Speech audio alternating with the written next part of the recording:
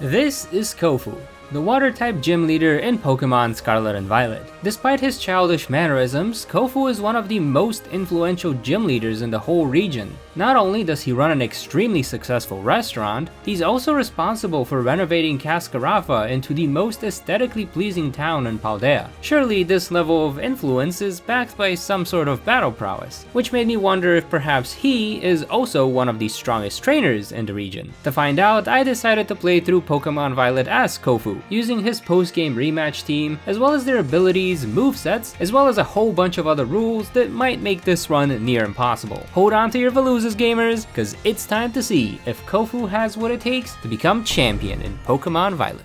Two of Kofu's Pokemon are available very early on, so early on that you can get them before reaching the first town. If you follow the little stream near the lighthouse, you can find plenty of Wiglets and Wingull wandering around the shore. And together with his ace Pokemon Crabrawler, this is going to be our initial lineup. And for what it's worth, it seemed pretty promising. Wingull's Air Cutter could blow through Katie's bugs with relative ease, and Wiglet's Gui ability helps lower the speed of physical attackers like Teddiursa. Finally, we have our ace, who can cancel the Bear's Fury Cutter chains with Protect and finish it off with a Rock Tomb. As far as team synergies go, I haven't had such a good team comp in my previous runs so far, which you should totally check out after watching this one, link in the description. Unfortunately, this newly gained confidence was very short-lived, as I suddenly found myself struggling to take down the Sunflora for Brassius' gym test. So as you can imagine, the actual battle didn't go well either. Petalil was able to undo any damage with its powerful Mega Drain attack, and even use Sleep Powder to make sure it knocks out our bird with ease. Next was Wiglet, which got one shot. And that just left us with Crabrawler, who also got put to sleep and then had all of its health drained. I tried to do this battle several times over, even going as far as equipping health items and looking for useful TMs, but since Brassius has the type advantage, there was simply no way to win here. But hey, it's an open world game, we can just come back later when we're overleveled. However, since the next gym also has a type advantage, and even more Pokemon than Brassius, Old Man Kofu here would definitely need all the help he could get. The good news for us was that both of Kofu's other Pokemon are available in the waters near Levincia. The bad news is that we needed to unlock swimming first. And that was a problem because this Bombardier would deliver Kofu's team to the nearest Pokemon Center faster than a Jimmy John's employee, not a sponsor. I guess it makes sense that this bird knows Rock Throw considering that's what it's doing in the overworld, but what I wasn't expecting was for said rocks to just squish our little team. Now usually being stuck at a Titan isn't that big of a deal, since you can just explore most of the map without the added movement options. However, this was a huge problem for Kofu specifically, since both of his new Pokemon can only be found swimming in the water. So if we can't swim, we can't get the new Pokemon and we cannot make any progress in the game. I guess I could just skip Iono, but the next gym leader is a whole 10 levels higher, which means a ton of grinding and also missing the chance to see what Kofu could do against our electric friendo. I know the odds of winning are small, but not zero. And the whole point of these runs is to see just what would happen. So after thinking long and hard about what to do next and giving myself several headaches because I couldn't even beat the low-level team star bosses for extra EXP, I chose to admit defeat.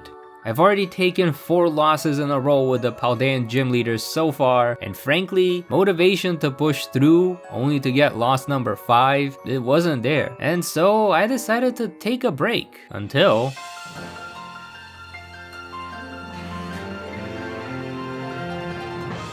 Vaultin Veluza! Do you have to scream like that?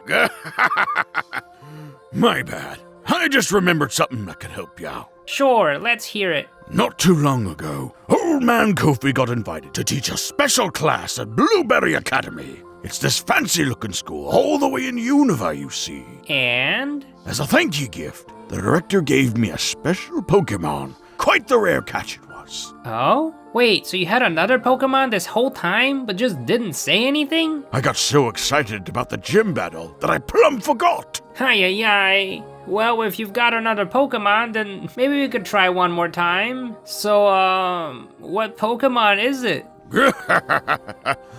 It's the hottest water-type Old Man Kofi's ever seen! That little fella just loves to munch on things. My head is starting to spin just listening to that description. Can you just say the Pokemon's name, please?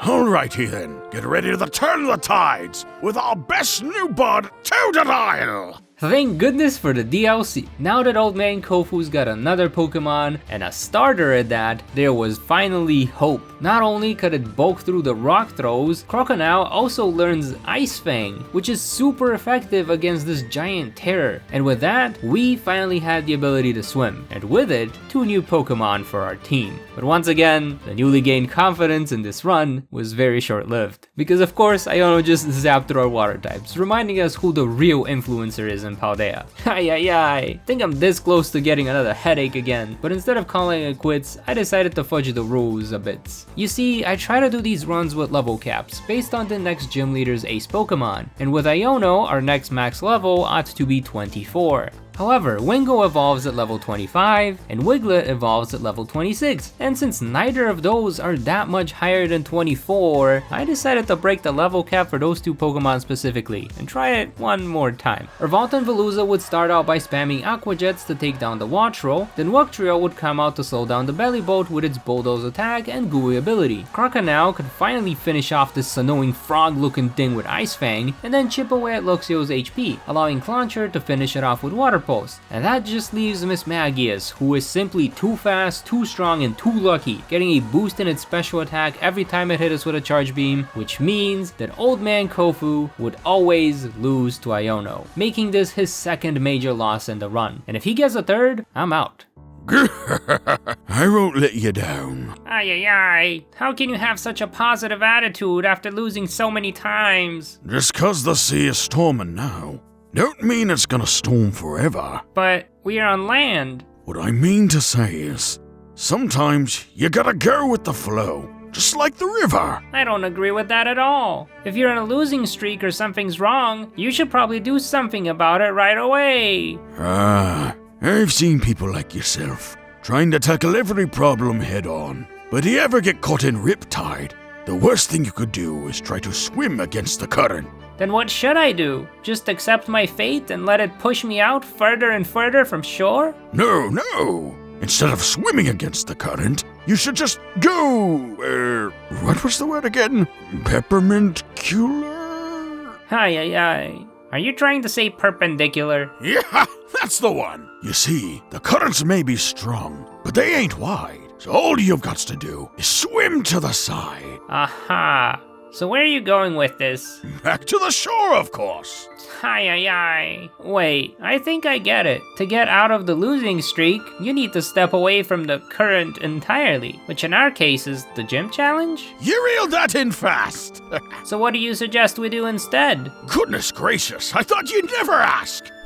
I've been itching to go to Porto Moronada, so how about we set our sails that way? Sure, I could use a little bit of a distraction. Maybe it'll help with the headaches too. And so we put our gym challenge to the side and took a detour towards Paldea's second port town. Along the way, we battled every trainer in the desert, and even got the TM for Earthquake thanks to all the wins. This will be useful later. Then we had some fun, like getting ice cream, taking pictures with this cardboard cutout, and even betting for some fun items at the auction house. As much as I hate to admit it, it was a nice break from the constant struggle of the gym challenge. And to top it all off, right as we started making our way back towards Medali, Kofu and I ran into a full odds shiny Donphan. To celebrate the catch, we decided to grab some food at Medali's treasure eatery, and there we ran into Larry. So of course we tried to battle him, and once again lost. Although this time it was pretty obvious why. Not a skill issue, we were just severely underleveled. Now when you need to level up fast in this game, your 2 best options are to farm raid dens, or go up north towards Team Star Fairy Base and hunt down some Chansey. Since I'm personally not a big fan of the raid den system in this game, Kofu and I went up north, but before we even got the chance to make our ham and pickle sandwich, we got another lucky find, a full odds shiny Hoppip. Of course, the one run where I struggle the most is also the one run where I get 2 full odds shinies in like an hour. Anyways, now that we were at a proper level, the match against Larry went a lot better. Veluza used Aqua Cutter twice to take down the Komala, and Pelipper spammed Surf to wash away Dead Unsparce. Dugtrio was out next, mainly to slow down Staraptor with its gooey ability, and then Clauncher could use Water Pulse and then Crabrawler could use Brick Break to finish it off. A nice fair win for Kofu. With the level cap up to 42, we could now get our Crabrawler to learn Crab Hammer, a move which can only be learned before Crabrawler evolves. In hindsight, I realized I could have just bred 2 Crabrawlers who knew the move in order to have it at the start of the game, which is exactly what in-game Kofu must have done, since his Crabominable is only level 30. I doubt this would have made much of a difference against Brassius or Iono, but it does confirm that Old Man Kofu's got 2 extra Pokemon, 2 Crabrawlers, hidden away in a box somewhere, maybe at the restaurant, on top of his usual team. The only other gym leader we know of who has extra Pokemon hidden away is Katie, Kofu's apprentice. She has a Cricketune, as well as a mystery Pokemon to teach Teddy Ursa's signature Fury Cutter attack. And actually, now that I look at it, it's very likely that she got that move while learning how to cook with Kofu, since both the Floatzel and Oshawott lines are water types. Although strangely enough, Kofu has a Totodile instead of an Oshawott, so maybe it was another culinary student, like the guy we battled in Puerto Marinada. He has a Floatzel. Maybe it was him. Either that, or Katie also has a bug-type Terra Zangoose and she just never uses it. But hey, that's just a theory.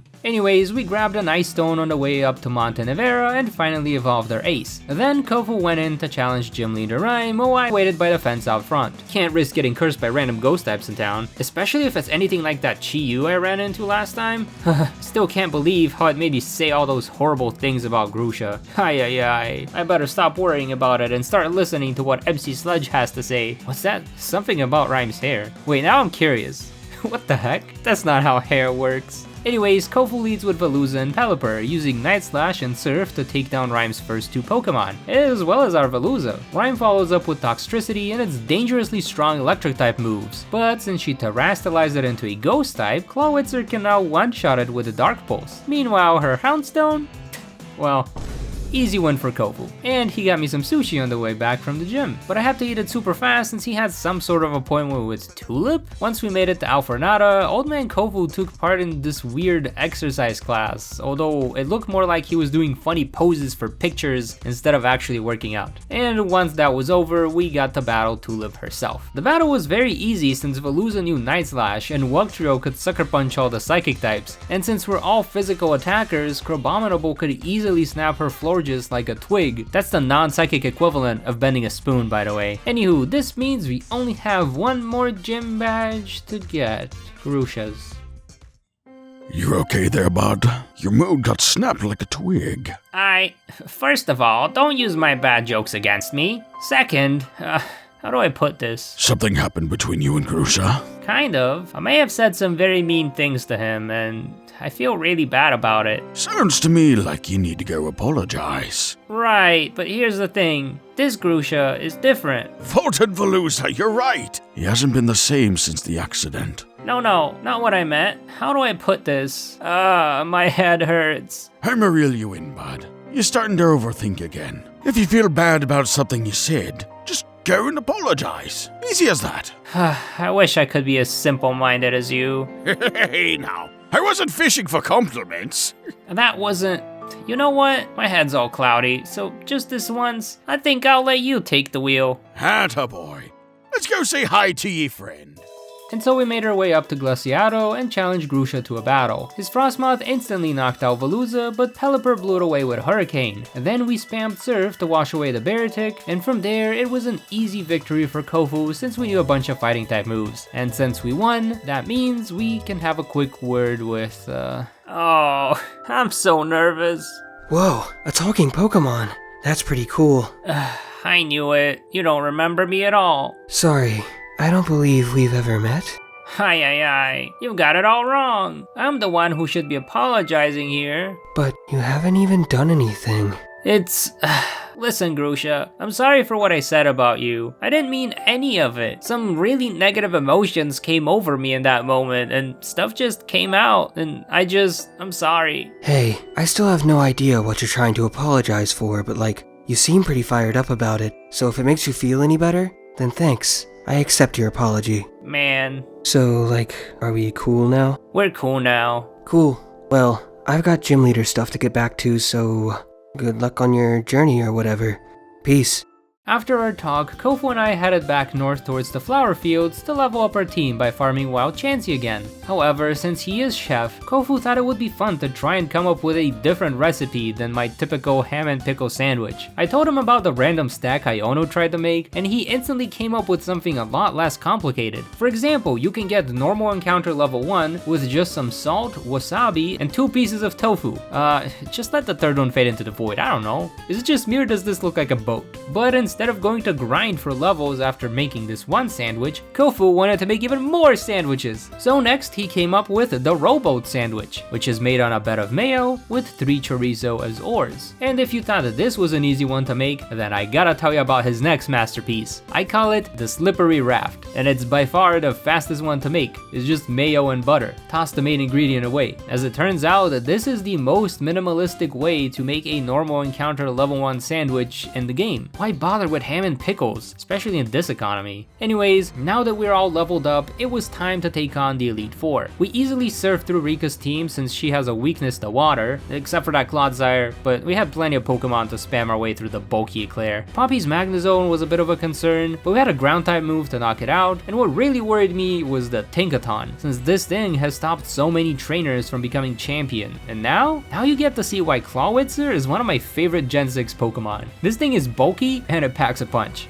Up next was Larry, who has a very mean Tropius. He sets up Sunny Day, then nukes our team with solar beams. Thankfully, Pelipper's Drizzle ability can make it rain, and can also one-shot this Bananasaurus with a blizzard. This move is so strong that it can also one-shot Staraptor and Altaria, but Larry has another troublesome bird, Oricorio, specifically the electric one. Thankfully, it tries to confuse us, and Clawitzer manages to bulk through one attack, giving it enough time to snipe the bird with its powerful claw cannon. Wiltrio is able to weaken Larry's Flamigo and even slow it down with that gooey ability. But Crabominable missed its chance to finish it off since, you know, if accuracy isn't 100%, it's 50%. Thankfully, we still had Feraligatr on the team for an easy win. Otherwise, the outcome of this battle would simply be down to luck. That just left Hassel, whose team was also pretty scary, especially his electrifying Dragalge. But say it with me, gamers, Clawitzer is better. So much better that it not only blasted through Dragalge, but also through Flapple and Haxorus. Now the Excalibur, Godzilla just too fast. Thankfully, we have our gooey friend to slow it down, and after surviving a Glaive Rush with just 2 HP, our Crabominable was able to finish off the dragon with a super effective Ice Hammer. Finally, another gym leader that can actually win against all the Elite Four, and as long as I don't mess this up, he might even be able to win against Gita. Yeah, so her Go-Go used Bulk Up and then just spammed Hornleech to obliterate my team. And this is exactly why I give myself 2 attempts for each major battle. Okay, now here's take 2, it went a lot better. Our Vaultin Veluza uses Night Slash to take down Espathra, but this time we follow up with Wugtrio, which couldn't do much, but Pelipper sure can. That's because this bird is a great counter for Go-Go, and even then, we still had to hit this thing 2 times with a Hurricane in order to knock it out. Then we got lucky with a crit to one-shot the Avalugg, and Vaultin Veluza, not a problem for Clawitzer. That left Gita with just Glamora, who was easily one-shot with a Water Pulse, which means after 4 back-to-back failed runs, I finally found another gym leader who could become champion. As long as he fights Brassis and Iono while extremely overleveled. But open world game, it is possible. Good job, Kofu. See? Old Man Kofi didn't let you down. Now let's mosey on down to Cascarava and have ourselves a feast. Oh, my apologies, kind sir. I was lost in thought and didn't see you coming out of the building. Vaultin Veluza! Where are my manners? Ahem. My name is Turo, and I am a traveling professor looking for clues regarding a mysterious occurrence from about a decade ago. Coming back here always brings back those memories, and I simply... I was just gonna ask where in the world you came from. Sorry I didn't see ya. Huh. Thank you, kind sir. Now then, if you'll excuse me. Oh no, is that a rumbly tummy I hear? Say, Mr. Toro, how's about I treat ya to a meal, as a way to apologize for bumping into ya like that? Oh no, kind sir. I couldn't possibly indulge when... No need to be so formal, friend. Now come on, Old Man Kofi was just about to host a feast. A feast, you say? I'm sorry, but I must refuse. Your tummy says otherwise. Seems we can't come to an agreement. Oh, I know. How about we have ourselves a little battle? And if I win, you let me treat you to a meal. Do we have ourselves a deal? I suppose that's a fair arrangement. Alright then, but don't expect me to hold back. Now that's what I like to hear. Get ready for the raging tide!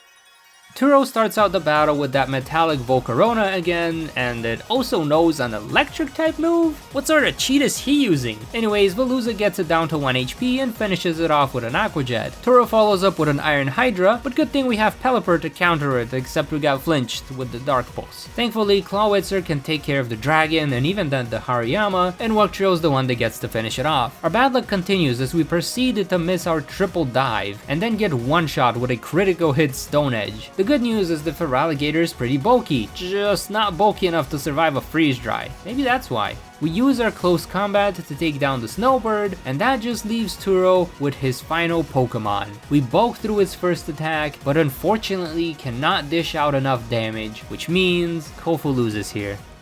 Thank you for that battle, Chef Kofu. It has been a while since anyone has come this close to beating me. You got me good, I'll tell ya. Indeed. Now, if you'll... Still hungry, ain't ya?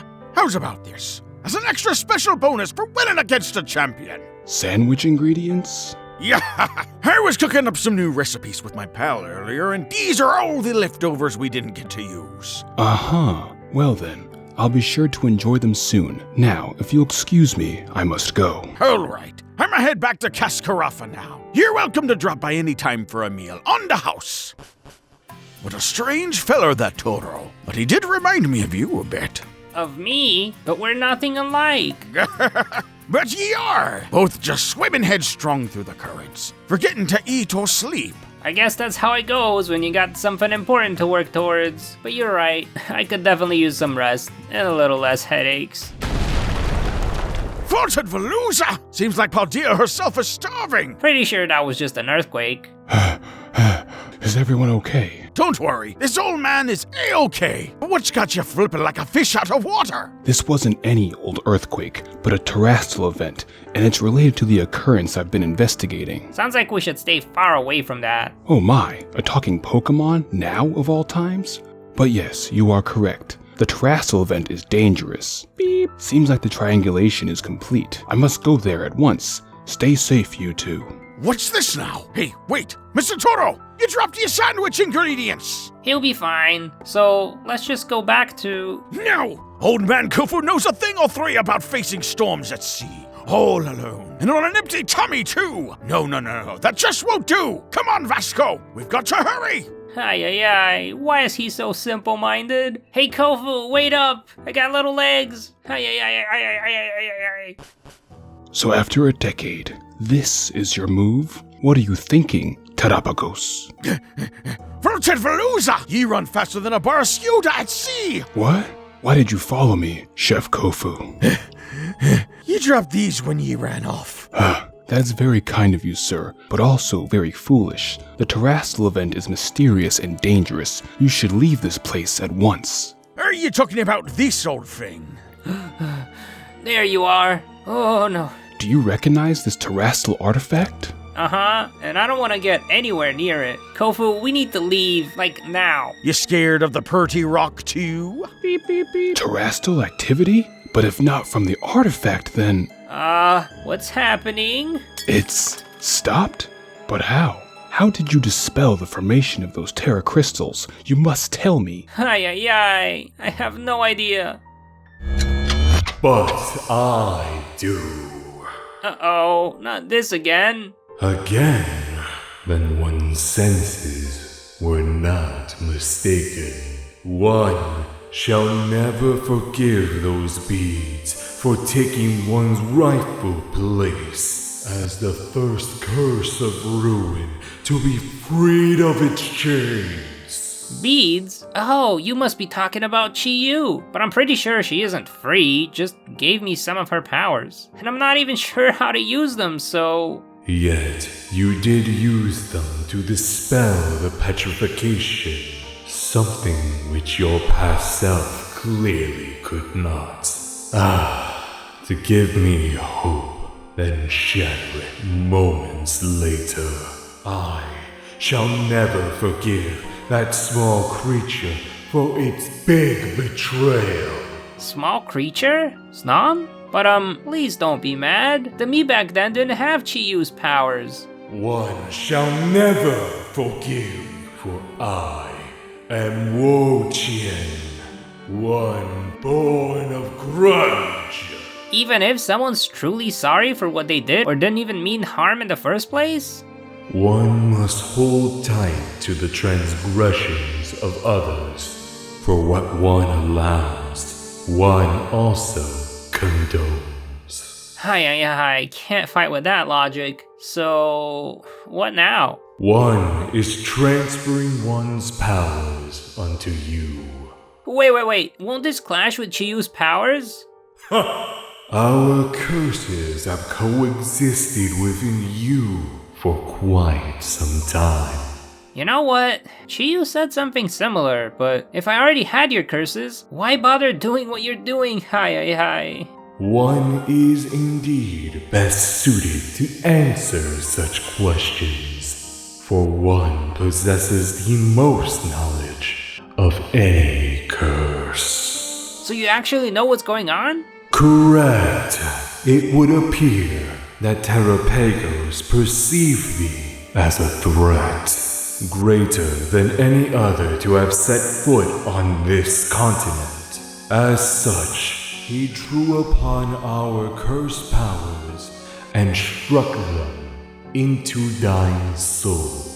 Given enough time, anyone would succumb to the negative emotions of any one of our curses, let alone all four at once. Yet, it would appear Terapagos was correct to be this cautious, for you have clearly survived the ordeal and dispelled said curses over time. That sounds vaguely familiar, like a sense of deja vu, but my head hurts. I'm still confused. I don't think I've dispelled any curses at all. To think one so powerful could be so ignorant.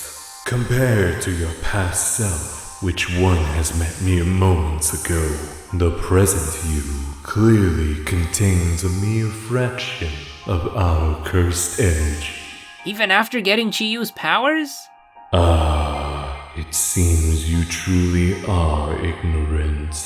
Terapagos placed a curse on you, meant to wear you down, while we bestow our powers as tools to be used against the tortoise. Oh, that makes a lot more sense. Kind of. Wait, so then how do I use your powers? Unfortunately, one does not have time to explain, for the process is complete. If you do not choke in the overgrowth of grudges, one's power shall be yours to wield. But I have so many more questions. Do not fail to get revenge on Terapagos, for if you do, one shall never forgive. Hi. Kofu, you have to leave, now. Beep, beep, beep. He's correct. We must all flee at once, but first, Iron Valiant. Hurry! But he ain't moving. Kofu. Come on, little buddy. Let's get a move on. Kofu. That's me. Oh, Kofu. I will never forgive you. Vaultin Veluza, you look like you just ate all the food at Kofi Lounge in one sitting. If only you would have taken me more seriously, none of this would have happened. I'm not sure I follow. Of course you don't. Out of all the trainers in Paldea, I get stuck with a loud simpleton like yourself. Hey now, that did not sound very nice. Not nice. Ha! I'm not trying to be nice. I was clearly suffering all the time and you paid me no mind. Oh, all the headaches I had trying to deal with you. Well, no more. The seeds of grudges have been planted long ago. And now, Old Man Kofu, it's time to reap that which you sow. And then what happened? I vaulted my Veluza at him, and then I hooked him with all claw, it, sir. Well, according to my healing machine, he's perfectly fine in there, and back to being a Psyduck. Alrighty then. The hungry feller said I should leave him in your hands if he's alright. So, if you don't mind. Oh, I don't mind at all. In fact, this makes things easier. You're just like the feller who sent me. Don't forget to eat now, you hear? No need to worry, Chef Kofu. I'll be sure to snack soon, and you go have a safe trip back home. Okie dokie. See you later.